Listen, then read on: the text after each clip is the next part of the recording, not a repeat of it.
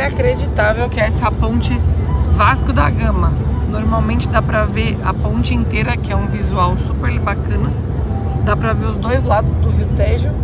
E agora não dá pra ver absolutamente nada, só neblina e chuva. Inacreditável mesmo, nunca tinha visto assim.